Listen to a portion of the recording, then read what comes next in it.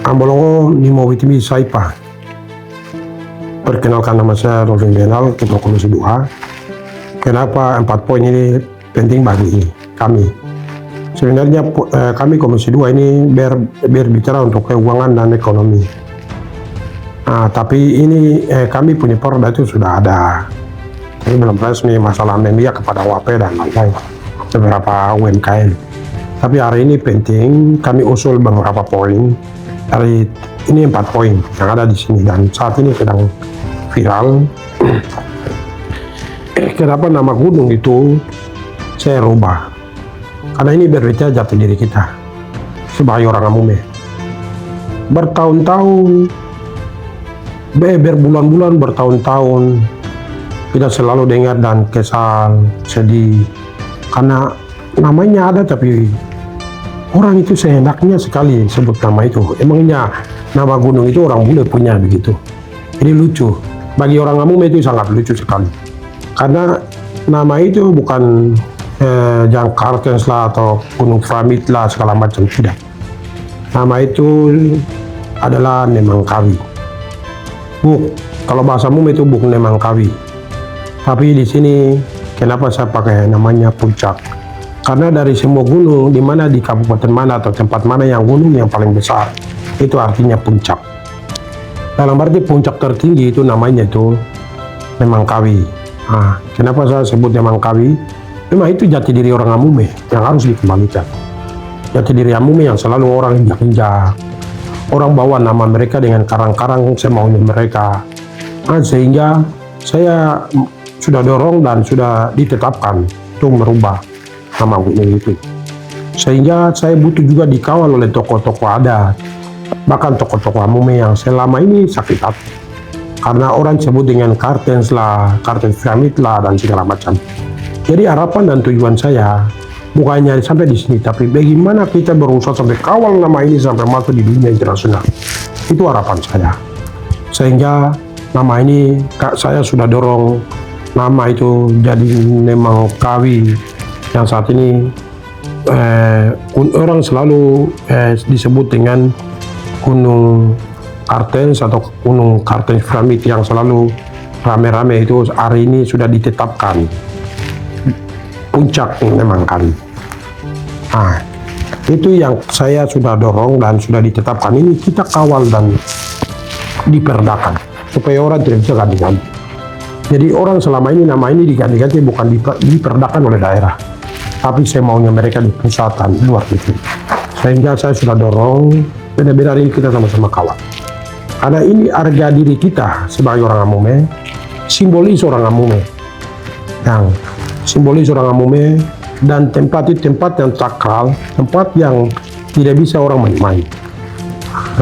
Tempat suci bagi orang Amume.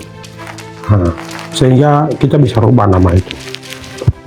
Itu yang bisa saya sampaikan. Poin kedua adalah merubah patung di bundaran situ. Selalu orang sebut itu Bundaran Petrosi. Kita juga akan berusaha nama Bundaran Petrosi itu dirubah namanya apa.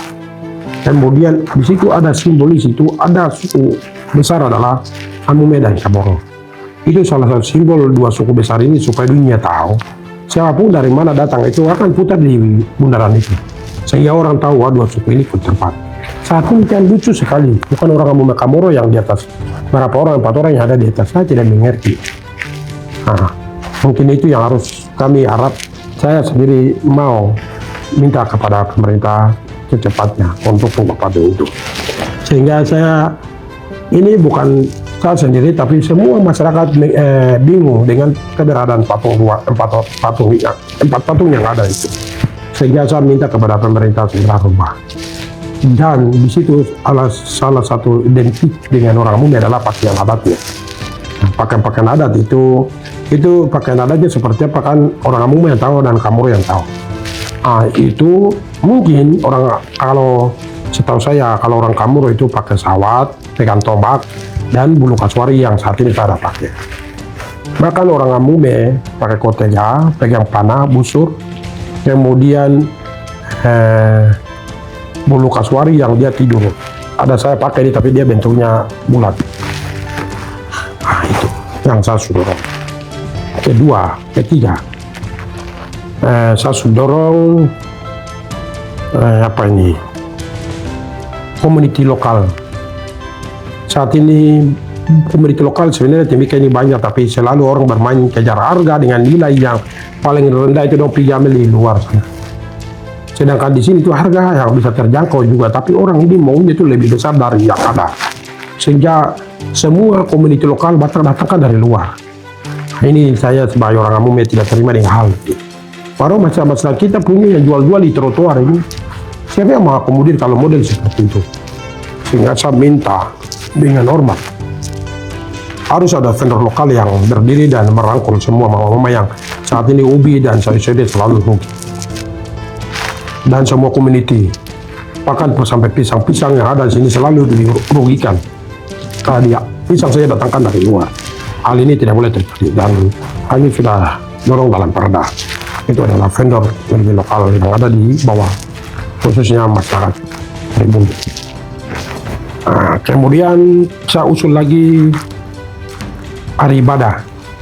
Kita beragama toleransi yang saling harus mendukung, saling support.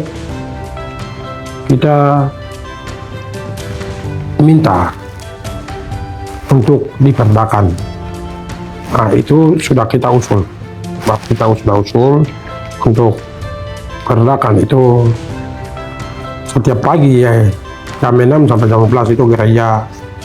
Pada saat orang beribadah, kita beragama saling mendukung. Untuk pagi sampai siang itu toko-toko dagangan-dagangan harus tutup. Jam 12 satu ke bawah itu silakan buka. Nah, ini yang saya sudah dorong, dan saya juga minta dukungan. Kita sama-sama kawal sampai tuntas. Itu yang bisa saya sampaikan. Terima kasih banyak. Amolongo Imo Bikini Saipa. Suara legal.